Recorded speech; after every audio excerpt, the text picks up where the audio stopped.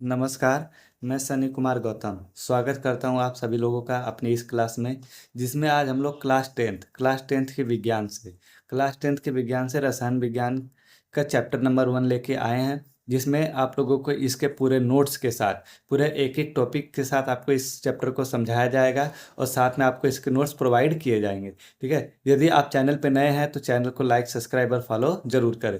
ठीक है, तो हम लोग अपने इस क्लास को स्टार्ट करते हैं, जिसमें चैप्टर का नाम दिया गया है रासायनिक अभिक्रिया एवं समीकरण।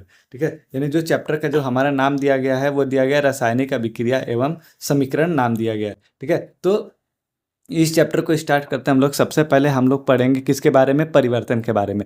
जैसा हम लोग जानते हैं कि जो परिवर्तन होते हैं ये दो प्रकार के होते हैं। एक तो होता है भौतिक परिवर्तन होता है और दूसरा क्या होता है, रासायनिक परिवर्तन होता है। तो जो भौतिक परिवर्तन होता है ये क्या होता है, यानी फिजिकल चेंज क्या होते हैं, वे परिवर्तन जिसमें क्या होता है, नए पदार्थों का निर्माण नहीं होता है। यानी वे परिवर्तन जिसमें नए पदार्थों का निर्माण नहीं होता है उसे हम लोग क्या कहते हैं, भौतिक परिवर्तन कहते हैं। जैसे बर्फ़ का पिघलना, यानी बर्फ़ पिघल जाएगा तो इस अवस्था में कोई परिवर्तन नहीं होता है। ठीक है, कांच का टूटना और मोम का पिघलना, ये सब किसके उदाहरण है, तो भौतिक परिवर्तन के उदाहरण है। तो भौतिक परिवर्तन क्या होते हैं, वे परिवर्तन जिसमें नए पदार्थ का निर्माण नहीं होता है उसे हम लोग क्या कहते हैं, भौतिक परिवर्तन कहते हैं। जैसे बर्फ़ का पिघलना हो गया, कांच का टूटना हो गया, मोम का पिघलना हो गया।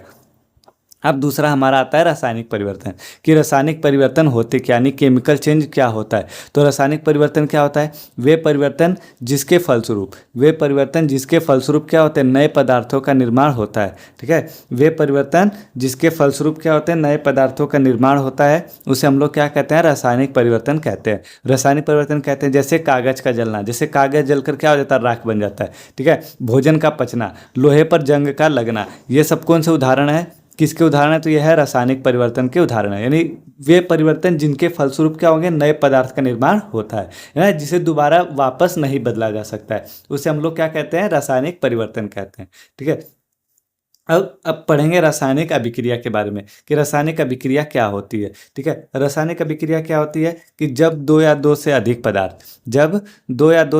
पदार्थ क्या करते हैं, आपस में क्रिया करके, जब दो या दो से अधिक पदार्थ आपस में क्रिया करके नए पदार्थों का निर्माण करते हैं, तो इस क्रिया को हम लोग क्या कहते हैं, रासायनिक अभिक्रिया कहते हैं। ठीक है, इस क्रिया को क्या कहा जाता है, रासायनिक अभिक्रिया कहा जाता है। यानी कि जब दो या दो से अधिक पदार्थ आपस में क्रिया करके नए पदार्थों का निर्माण करते हैं तो इस क्रिया को रासायनिक अभिक्रिया कहते हैं। जैसे 2Mg प्लस में O2, यानी ये क्या है, मैग्नीशियम का रिबन है और ये क्या है, वायु यानी ऑक्सीजन है। जब इसको एक साथ अभिक्रिया कराया जाता है तो ये मैग्नीशियम ऑक्साइड का क्या बना देता है, एक सफ़ेद पाउडर बना देता है। ये क्वेश्चन बहुविकल्पी में बहुत बार पूछा जाता है कि जब मैग्नीशियम रिबन को वायु के संपर्क में जलाया जाता है तो हमें क्या प्राप्त होता है, तो हमें सफ़ेद रंग की चमकीली एक पाउडर प्राप्त होती है ना। जैसे ये दिया है NaOH और प्लस में HCl। ठीक है, जब ये आपस में यानी NaOH यानी सोडियम हाइड्रोक्साइड और हाइड्रोजन क्लोराइड, जब ये आपस में अभिक्रिया करते हैं तो सोडियम क्लोराइड और जल का निर्माण करते हैं। मतलब एक पदार्थ ये हो गया, एक पदार्थ ये हो गया, ये दो पदार्थ मिलकर किसी दूसरे पदार्थ का जब निर्माण करता है तो इसी प्रक्रिया को या इसी क्रिया को हम लोग क्या कहते हैं, रासायनिक अभिक्रिया कहते हैं। ठीक है, यानी रासायनिक अभिक्रिया क्या होती है, जब दो या दो से अधिक पदार्थ आपस में क्रिया करके नए पदार्थों का निर्माण करते हैं तो इस क्रिया को हम लोग क्या कहते हैं, रासायनिक अभिक्रिया कहते हैं। ठीक है, अब जब रासायनिक अभिक्रिया होगी तो ये हमें पता कैसे चलेगा कि रासायनिक अभिक्रिया हो रही है, तो रासायनिक अभिक्रिया होने के निम्नलिखित लक्षण होते हैं। मतलब कि जब रासायनिक अभिक्रिया होते हैं तो इसके कुछ लक्षण आते हैं जिससे हमको ये पता चलता है कि रासायनिक अभिक्रिया हो रही है। जैसे सबसे पहले दिया है कि गैस का निकलना, यानी जब कुछ रासायनिक अभिक्रिया में गैस निकलती है तो जिससे हमें ये पता चलता है कि रासायनिक अभिक्रिया क्या कर रही है, हो रही है। ठीक है, तो गैसों का निकलना भी कौन से, जब गैस निकलता है तो ये क्या होता है, रासायनिक अभिक्रिया होती है। जैसे यहाँ पर दिया गया है कि Zn प्लस में 2HCl, यानी जिंक की अभिक्रिया जब किससे कराई जाती है, हाइड्रोजन क्लोराइड से कराते हैं। जब जिंक की अभिक्रिया हाइड्रोजन क्लोराइड से कराते हैं तो हाइड्रोजन गैस क्या होती है, बाहर निकलती है। यानी ये गैस का निकलना भी रासायनिक अभिक्रिया का क्या एक लक्षण है। जैसे यहाँ पे दिया है कि जिंक की अभिक्रिया जब सल्फ्यूरिक अम्ल से कराते हैं, जब जिंक की अभिक्रिया सल्फ्यूरिक अम्ल से कराते हैं तो ZnSO4 बनता है और साथ में क्या होती है, हाइड्रोजन गैस बाहर निकलती है।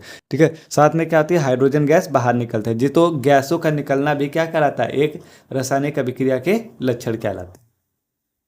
ठीक है, आगे आगे दूसरे में नंबर पे दिया गया है जैसे रंग में परिवर्तन होना, यानी कि जब किसी अभिक्रिया में, ठीक है। जब किसी अभिक्रिया में क्या होता है, रंग में परिवर्तन होते हैं। जब किसी अभिक्रिया में क्या होगा, रंग में परिवर्तन होता है, तो इसके द्वारा भी हमें ये पता चलता है कि रासायनिक अभिक्रिया हो रही है। ठीक है, तो रासायनिक अभिक्रिया हो रही है। जैसे यहाँ पर दिया गया है कि साइट्रिक अम्ल, जब साइट्रिक अम्ल किससे अभिक्रिया करता है, पोटेशियम परमैंगनेट से। जब साइट्रिक अम्ल क्या करता है, पोटेशियम परमैंगनेट के साथ अभिक्रिया करता है, तो पोटेशियम परमैंगनेट का रंग क्या हो जाता है, विलुप्त हो जाता है, यानी उसका जो बैगनी रंग होता है ये क्या होता है, खत्म हो जाता है। ठीक है, तो यानी कि रंग में क्या हो जाता है, परिवर्तन हो जाता है। तो रंग में परिवर्तन होना भी किसके लक्षण है, रासायनिक अभिक्रिया के लक्षण है। ठीक है, उसके बाद दिया है ताप में परिवर्तन होना, यानी कि कुछ अभिक्रिया ऐसी होती हैं जिसमें अभिक्रिया के दौरान क्या हो जाता है, ताप में परिवर्तन हो जाता है। अतः ताप में परिवर्तन भी अभिक्रिया का क्या एक लक्षण है। यानी कि कुछ अभिक्रिया ऐसी होती हैं जब उनमें अभिक्रिया कराई जाती है तो उसमें क्या होता है, ताप में परिवर्तन, यानी उनका टेम्परेचर में परिवर्तन हो जाता है,